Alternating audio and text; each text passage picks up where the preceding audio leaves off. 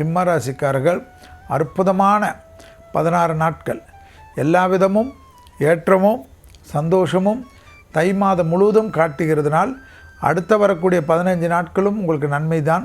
தனிப்பட்ட முறையில் பழைய கடன்கள் பைசல், தொழிலில் ஏற்றம், உத்தியோகத்தில் ஏற்றம், பயணங்கள் அனுகூலம், நீண்ட நாட்களாக இருந்த கஷ்டங்கள் பரிபூர்ண நிவர்த்தி ஏற்படுவது, வியாபாரத்தில் இருந்த பாதிப்புகள் பரிபூர்ண நிவர்த்தி ஏற்படுவது, தொழில் ரீதியாக நல்ல முன்னேற்றங்கள் ஏற்படக்கூடிய அமைப்பு, இழுபறியாக இருந்த நிலைமைகள் படிப்படியாக மாறுவது, யோக பலத்தை அதிகமாக பெற்றுத்தருவது, அஷ்டம சனி என்றிருந்த கஷ்டங்களெல்லாம் தீர்வது, எதையும் சமாளிப்போம், எல்லாவற்றிலும் ஜெயிப்போம் என்ற நம்பிக்கை ஏற்படுவது, துணை அல்லது துணைவியாருடன் மனமிட்டு பேசுவது, குடும்பத்தில் அந்நியர் தலையிடக்கூடாது, அதே சமயம் யார் விஷயத்திலும் பொறாமைப்படுவதோ பதட்டப்படுவதோ ஓம்பல் படுவதோ கூடவே கூடாது.